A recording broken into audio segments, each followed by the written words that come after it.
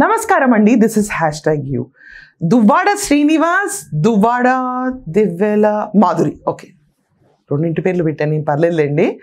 So big boss నుంచి ఎక్కువ oats పడక బయటకు వచ్చేసారు అని చెప్పిన తర్వాత చాలామంది ఇంటర్వ్యూస్ తీసుకున్నారు.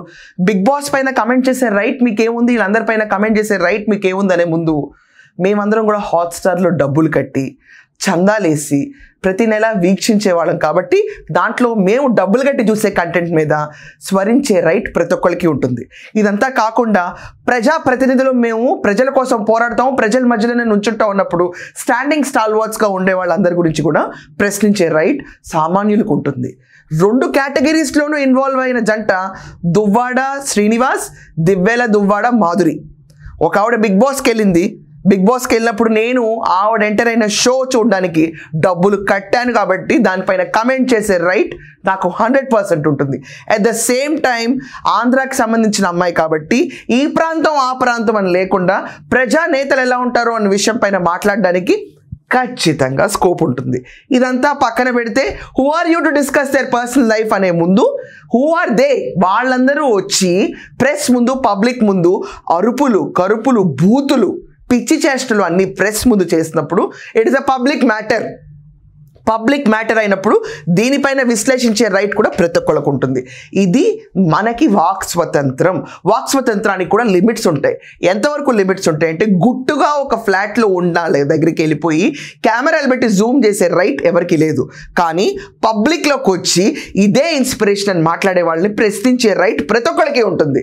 ఎందుచేతనంటే ethics system, moral system, legal system, ఎన్ని సిస్టమ్స్ మధ్యలో భయపడుతూ, సమాజానికి భయపడుతూ, వ్యక్తిత్వ జీవితానికి భయపడుతూ, తనకు తాను అద్దం ముందు నుంచినప్పుడు ఎలా కనిపిస్తాడనే విషయం పైన భయపడుతూ, ఇదంతా కాకుండా చట్టానికి భయపడుతూ, ఇంటి ఆంక్షల మధ్య ఒక మనిషి అనేవాడు సవ్యంగా వ్యవహరించాలి, తనకు తాను అన్ని నిలబెట్టుకోవాలి, తన పేరు నిలబెట్టుకోవాలి అనుకుని తాపత్రయపడుతున్నప్పుడు ఇన్ని ఆంక్షల మధ్యలో ఉంటాయి.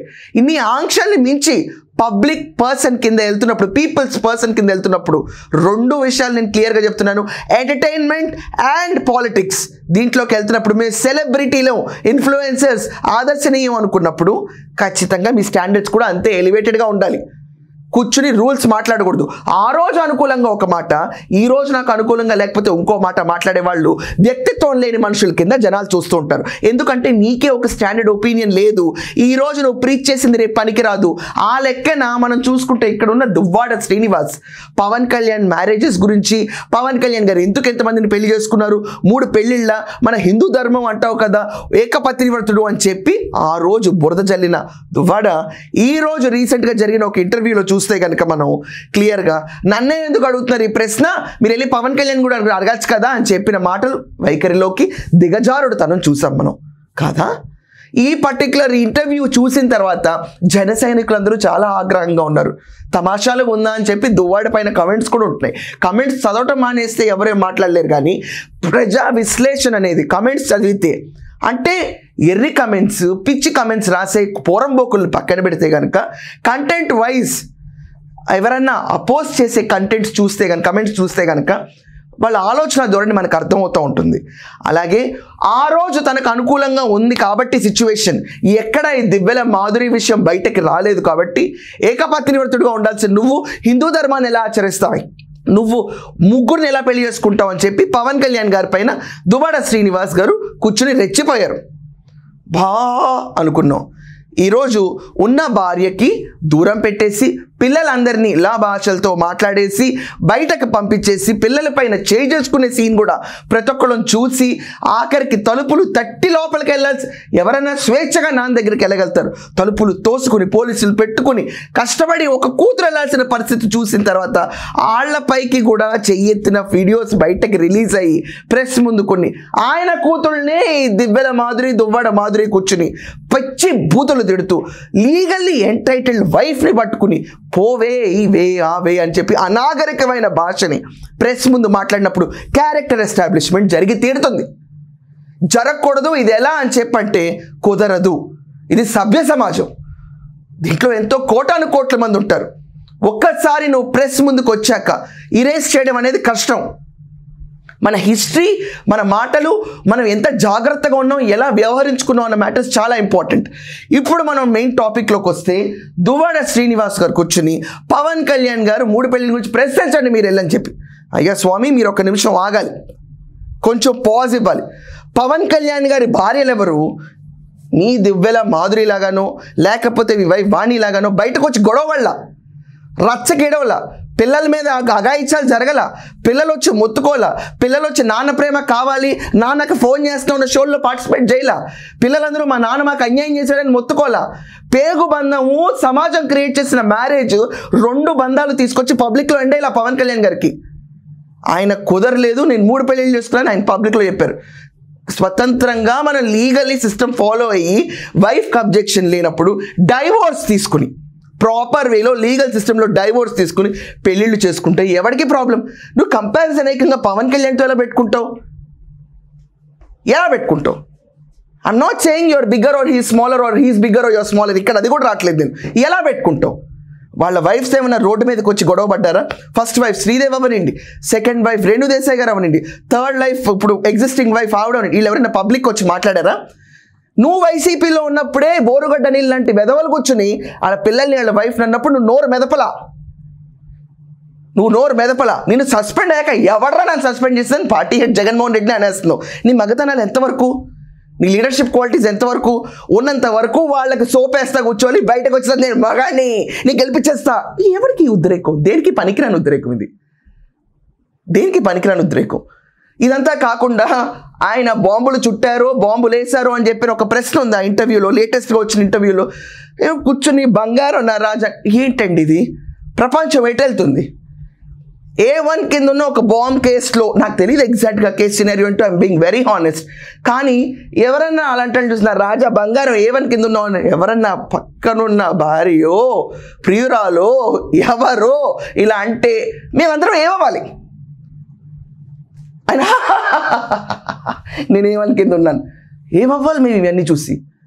బతకాలా చావాలా? ఇప్పుడు దాకా క్లియర్గా చెప్తున్నారు మీరే ఇంటర్వ్యూల్లో, నాకు డివోర్స్ రాలేదని దుబాడే చెప్తా ఉంటారు, నాకు వచ్చేసిందని ఆవిడ చెప్తా ఉంటుంది. డివోర్స్ రాని వ్యక్తికి ఆల్రెడీ లీగలీ వైఫ్ పిల్లలు ఉన్నప్పుడు, పిల్లలు పక్కన పెట్టండి పాపం, వైఫ్ ఉన్నప్పుడు ఆవిడే ఈరోజు దాకా మా ఆయన నిన్నుసార్లు అనుకోలేదు, కానీ ఈవిడ డైరెక్ట్గా పోడియంస్ మీదకి వెళ్ళిపోయి మా ఆయన అంటే ఏంటో తెలుసా? హస్బెండ్. హిందూ మ్యారేజ్ యాక్ట్ అంతా గుడ్డుపోయిందా ఈరోజు? ఎవరో హస్బెండ్ తీసుకొచ్చి పబ్లిక్ పోడియంలో మా ఆయన అంటే ఓహో యువర్ హస్బెండ్ అని చెప్పి చప్పట్లు కొట్టడానికి స్పందించరా? ఇదే సుప్రీంకోర్టు ఇచ్చిన వెసులుబాటు ప్రకారం లివింగ్ టుగెదర్లో ఉన్నప్పుడు హీస్ మై బాయ్ ఫ్రెండ్ అని చెప్పుకోండి, బాగుంటుంది. వీఆర్ లివింగ్ టుగెదర్ అని చెప్పుకోండి, బాగుంటుంది. మా ఆయన అనకూడదు, ఇంటి పేర్లు మారిపోవు. ఇవన్నీ కొన్ని లాజిక్ కాదు, లీగల్ పాయింట్స్ ఉంటాయి సిస్టంలో. మీరందరూ వెళ్ళి పోడియంస్లో కూర్చొని మాట్లాడుతుంటే పవన్ కళ్యాణ్ గారితో ఏకంగా కంపారిజన్ చేసేస్తే ఎలా కంపేర్ చేసుకుంటావు దువ్వాడ నువ్వు పవన్ కళ్యాణ్ గారితో? ఆయన బాంబులు చుట్టలేదే, ఆయన పిల్లల మీద చెయ్యెత్తలేదే, ఆయన పైన వాళ్ళ భార్యలు వచ్చి బయట గొడవ పడలేదే, బూతులు తిట్టుకోలేదే, కుటుంబాలు కొట్టుకోలేదే.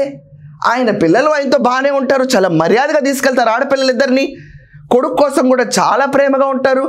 ప్రేమ ఆప్యాయత నువ్వు ఉన్నావా మీ పిల్లలతో? ఇప్పుడు ఆయన విడాకులు ఇచ్చుకుని వేరే వాళ్ళని పెళ్లి చేసుకున్నారు. Legally it is possible, it is righteous వే.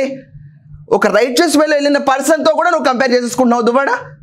ఆ రోజు కూర్చుని నువ్వు ఏమన్నావు? ఏకపత్నివ్రతుడుగా ఉండాలన్నావు. నీకు అనుకూలించినప్పుడు వాతావరణం ఆయన అడగండి కావాలంటే, నన్ను ఎందుకు అడుగుతాను? ఎందుకంటే నీ దగ్గర సమాధానం లేదు కాబట్టి. నేను గట్టిగా ప్రశ్నిస్తే సమాధానం లేదు, నువ్వెలాంటి ప్రజానాయకుడు అని అడుగుతారు కాబట్టి. ఇదే ఒక నార్మల్ పర్సన్ ఇంటి పక్కన ఎవడో ఉంటే ఎవడో పట్టించుకోడు. గెలిపిస్తా, ఇండిపెండెంట్గా నుంచోబెడతా అని చిటికలు ఎంత గట్టిగా వేసి చెప్తున్నారంటే ఆయన. ఇంత అన్నప్పుడు, నీకు ఇంత ధైర్యమే ఉన్నప్పుడు, నువ్వు ఇంత గెలిపిస్తా అన్నప్పుడు నిన్ను అడుగుతారు. నువ్వు కంట్రోల్ చేసుకో ఆ పక్కనున్న అమ్మాయిని, మాధురిని. అర్జెంటుగా మా ఆయన అన్న మాట ఆపాలి. విడాకులు వచ్చిన తర్వాత మా ఆయన కాదు ఒళ్ళో కూర్చోబెట్టుకుని వీడియోలు చేసుకుంటే ఎవరికి సంబంధం లేదు, ఎవరికి పట్టదు కూడా.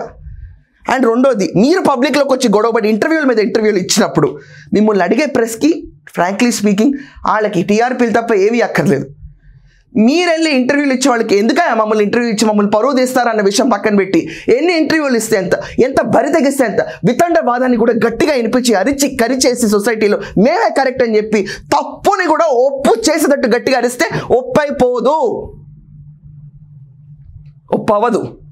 ఎంత నోరేసుకుని పడితే అంత నిజమైపోదు. ఈరోజు మీరు ఎంత నోరేసుకుని పడినా, ఎంత విచక్షణ రహితంగా పవన్ కళ్యాణ్ గారిని ట్యాగ్ చేసినా కూడా ఒప్పైపోదు. మీది మ్యారేజ్ కాదు. ఇఫ్ మీరు చెప్పినట్టు మీకు డివోర్స్ రాలేదని మీరు ఒప్పుకున్నట్టు దువ్వాడ గారు మీరు ఒప్పుకుంటే మీది మ్యారేజ్ కానే కాదు. హిందువే కదా, హిందూ ధర్మాన్నే పాటిస్తావు కదా, ఆ లెక్కను నువ్వు చూసుకుంటే ఏకపత్ని వ్రతుడులాగా నువ్వెందుకు ఉండలేదు, కుదరలేదు కదా. మరి ఆ రోజు పవన్ కళ్యాణ్ గారిని ఎలా అడిగావు? కుదరలేదని నేను ముందే చెప్పినా. సరే, ఆగలేకపోయావో విడాకులు వచ్చేదాకా ఈవిడితో సహజీవనం చేయటం. పబ్లిక్ ఫిగర్వి నువ్వు. సుప్రీంకోర్టు లీనియన్స్ ఇచ్చుండొచ్చు, కానీ పబ్లిక్ ఫిగర్వి, ఇన్ఫ్లుయెన్సర్వి, నిన్ను చూసి ఆదర్శంగా తీసుకోవాలి. నీకు ఓట్లు ఎందుకు వేయాలి? నువ్వు మా నాయకుడు అవ్వాలని ఓట్లు వేయాలి. ఇలాంటి నాయకుడు ఓట్లు వేస్తారు ఎవరన్నా? నువ్వు నుంచోబెట్టిన ఇండిపెండెంట్ క్యాండిడేట్ కూడా గెలుస్తారా? ఇంకా చెప్పండి దువ్వాడ గారు, ఇది చాలా క్లియర్ క్వశ్చన్ నేను అడుగుతుంది. మీ ఇష్యూ ఎందుకు ఇంత బ్రూడ్ అవుట్ అవుతుందంటే, యాక్చువల్లీ బిగ్ బాస్ అనే ఒక ఈవెంట్ తీసుకెళ్ళిపోయి వైల్డ్ కార్డ్ ఎంట్రీలతో పచ్చళ్ళు అమ్ముకునే రమ్యని తర్వాత తిని తీసుకెళ్ళి ఎలా ఫేమస్ అయ్యారు మీరంటే ఇలా ఫేమస్ అయ్యారని చెప్పిన బ్యాచ్ అందరినీ కూర్చోబెడితే రేపు మా ఇళ్లలో ప్రతి ఒక్కళ్ళు స్పందించే తీరు ఇలాగే ఉంటుంది. నిజాలు వినటానికి కష్టంగా ఉందా? నిజం చెప్పడానికి భయం లేనప్పుడు అగ్ర పర్సన్ మీద నిందేసి వాళ్ళని అడుక్కొని పోండి. విడాకులు తీసుకున్నారు ఆయన, నువ్వు తీసుకున్నావు అయితే ప్రశ్న. ఆయన గెలిచి ఉప ముఖ్యమంత్రిగా ఉన్నారు, సినిమాలు చేసుకుంటున్నారు, పిల్లలతో బాగున్నారు, వైఫ్తో బాగున్నారు, ఎక్స్ వైఫ్తో కూడా టాకింగ్ టర్మ్స్ ఉన్నాయి. నీకున్న కనీసం ప్రెసెంట్ లీగల్ వైఫ్ వానితో టాకింగ్ టర్మ్స్ ఉన్నాయా? నీ పిల్లలతో టాకింగ్ టర్మ్స్ ఉన్నాయా? ఏమీ లేనప్పుడు నువ్వెలా కంపేర్ చేసుకుంటున్నావు? కంపారిజన్ కూడా ఒక లిమిట్ ఉంటుంది. మనం సుప్రీంకోర్టు ఇచ్చిన మన పర్మిషన్స్ ఉన్నాయి చూడండి లివింగ్ రిలేషన్షిప్లో, దాంట్లో ఉన్న వాళ్ళతో కంపేర్ చేసుకోవాలి. ఇది fact. When you taken an advantage of one situation, దానికి సరిపడా ఉన్న వాళ్ళతో కంపేర్ చేసుకోవడం తప్పే ఉండదు. అదే మీరు విడాకులు ఇచ్చేసి శుభ్రంగా కూర్చోండి, మా ఆయన కాకపోతే మా బంగారు కొండ అనుకోండి, ఎవరికేం లేదు. ఇలాంటి లివ్ ఇన్ రిలేషన్షిప్స్ని హైలైట్ చేసి యువతకు ఒక ఇంపాక్ట్ ఇస్తుంటే ఇంటర్వ్యూర్ అడిగే ప్రశ్నకి దివ్వెలా దువ్వాడ, ఆవిడ దువ్వాడ మాధురి అనుకుంది కాబట్టి మనం దువ్వాడ మాధురి ఇద్దాం, మనకెందుకు కాన్సన్ట్రేషన్, మనకెందుకు నైసిటీస్ ఆవిడికి లేనప్పుడు ఈ దువ్వాడ మాధురి కూర్చుని అక్కడ సీరియస్గా ఏంటి ఆయన ఏమనుకుంటారు మీరు? ఇది లేబర్స్ అంతా కాదండి. Point by point break down చేసి మనం ఎక్స్ప్లెయిన్ చేసే కెపాసిటీ మీకు నచ్చింది కాబట్టి రూల్స్ అండ్ లా మారదు. అనాగరికంగా మాట్లాడకూడదు. నీకు నచ్చినా నచ్చకపోయినా రూల్ సిస్టమ్ అనేది ఒకటి ఉంటుంది. ఆ రూల్ బుక్కి భయపడి బ్రతకాలి ప్రతి ఒక్కళ్ళు. సమాజం చూస్తున్న భయం కూడా ఉండాలి. ఇవేం లేకుండా అరిచేసి గోల పెట్టేసి బిగ్ బాస్ హౌస్ లాంటి వాళ్ళకి బాబోయ్ అమ్మాయిని పంపించేద్దాము అని చెప్పి బయటకు పంపించేంత రక్కస్ క్రియేట్ అయింది. It was a sheer nuisance. Big బాస్ని చూస్తున్న ప్రతి ఒక్కరికి చీ ఇంత దరిద్రంగా ఉన్నారా కంటెస్టెంట్స్ అని. గొడవలు, అరుపులు, కరుపులు, ఎవరికి వాళ్ళకి నచ్చినట్టు బిహేవ్ చేయటం. ఇంకేంటంటే మేము మాస్క్లు వేసుకోండి, మాస్కులు లేకుండా మీరు ఇంత ఘోరంగా ఉంటారా? మేకప్ లేకుండా బయటకు రారే, ఎక్కడ కనిపించరే, జుట్టుకు రంగేయకుండా బయటకు కనిపించరే. కానీ జనాల ముందు మాట్లాడేటప్పుడు మాటలు ఎందుకు సవరించుకోలేరు? ఇదెక్కడక్కడ దౌర్భాగ్యం. జనాలకి భరిస్తున్నారు కదా జనాలు, భరించండి పో, మేము ఏదిగా ఉంటే బరి తెగిస్తాం అన్నట్టు ఒక వయసు దాటి వ్యవహరించకూడదు ఎవరు. రూల్ బుక్ ప్రకారం లీగల్గా ఫాలో అయి ఉంటే అయిపోయింది. ఎవరికి ఇంట్రెస్ట్ లేదు ఈరోజు సొసైటీలో దువ్వాడ వైఫ్ గురించి పోరాడడానికి, ఆఖరికి ఈమె గురించి పోరాడడానికి, లేకపోతే ఈతన గురించి పోరాడడానికి. ఈ ముగ్గురు గురించి పోరాడే ఓపిక ఎవరికి లేదు, ఎవరికి ఇంట్రెస్ట్ కూడా లేదు ఈ కప్పులు అంటే. కానీ బిగ్ బాస్కి ఎందుకు వెళ్ళారన్న విషయం పైన మాట్లాడి ఈ తేగేంతవరకు సాగుతుంది. Otherwise who cares a dam? నీకు ఓట్లు పడవు అంతే. నువ్వే అన్నావు 60 ఏళ్ళు వస్తున్నాయని. 65 ఏళ్ళకి నీకు ఓపిక ఎంత ఉంటుందో అప్పుడు ఎంత పార్టిసిపేట్ చేస్తావు అప్పుడు చూసుకోవచ్చు. జనాలు ఓట్లు చెప్పేస్తారు మాకు నచ్చలేదు పో అన్నట్టు. ఎన్ని గవర్నమెంట్లు కోల్టం చూడలా. 151 స్థానాల నుంచి 11 స్థానాలు పడిన జగన్మోహన్ రెడ్డి గారే లైవ్ ఎగ్జాంపుల్. జనాలు అనుకుంటే ఇక్కడి నుంచి ఇక్కడ పడేస్తారని. ఇంకేమన్నా అన్నాం అనుకోండి, నా పైన ఇన్ని కుక్డప్ స్టోరీస్ చెప్పారు కదా, నన్ను సస్పెండ్ చేయించారు కదా పార్టీ నుంచి, అవతల వ్యక్తుల వీడియోలు పోలీసులు పెట్టుకుని ఎంతమంది రంకుముగుళ్ళు పిల్లలు ఇంటికి వెళ్తున్నారో వీడియోలు మా దగ్గర ఉన్నాయి. మీరు ఎవరితో కంపేర్ చేసుకుంటున్నారో దిగజారి మీకు అర్థమవుతుందా? మనకు ఆన్సర్ లేనప్పుడు పక్కన డొంక కదిలిస్తామన్నా, ఇదా సమాధానం? కానీ సమాధానం లేదనే అర్థం. అక్కడ సమాధానం లేని ప్రశ్న కింద మిగిలిపోయిన మీరు జనాలను ఉద్ధరిస్తారా? మీకే సమాధానం తెలియదు, ఓ ప్రశ్నగా మిగిలిపోయిన మీరు పవన్ కళ్యాణ్ లీగల్ సిస్టమ్స్లో ఆయన పెళ్లిళ్ళు చేసుకుని సుఖంగా ఉండి పిల్లలతో బాగుంటే ప్రశ్నిస్తారా? అర్హత తెలిసి ప్రదర్శించుకోవడం మంచిది. ఇంకోసారి ఇలా అనిపించుకునే ముందు అంత బిహేవియర్ కూడా ఉండాలి. బాంబులు చుట్టాము A1 కేసు, అది కేసు మూసి అయిపోయింది, అబ్బా నా రాజ బంగారంలాగా ఉండకూడదు. ఇలాంటి యాక్షన్స్ పబ్లిక్ ఇంటర్వ్యూస్లో చేస్తే కట్ చేయాలి. ఎందుకంటే వీళ్ళందరూ ఇన్ఫ్లుయెన్సెస్ కాబట్టి వీళ్ళ ఇంపాక్ట్ జనాలపైన ఉంటుంది. కాబట్టి ఇలా చుట్టినాళ్ళు A1 కింద కేసు ఉన్నా లేకపోయినా ఇంత గొప్పగా ఫీల్ అవుతుంది. జైలుకి వెళ్తే గొప్ప మనుషుల కింద ఎలా భావిస్తున్నారు ఈరోజు జనాలందరూ. ఇలాంటి వాళ్ళు చూడగా ఇన్స్పైర్ అయ్యి రాంగ్ ఇన్స్పిరేషన్ మూడ్లోకి వెళ్తుంది. దిస్ ఆల్ ఫర్ నౌ అండి. ఒకవేళ మీరందరూ కూడా ఖచ్చితంగా ఈ పర్టికులర్ షో పైన ఎలాంటి విభిన్నమైన ఆలోచనలు కమెంట్స్లో ఉండాలనుకున్నా, మీ ఒపీనియన్ ఏంటి పవన్ కళ్యాణ్ గారితో కంపేర్ చేసుకోవడం గురించి కూడా ఖచ్చితంగా కమెంట్స్లో మెన్షన్ చేయండి. That's all for now. I'm signing off. Thank you.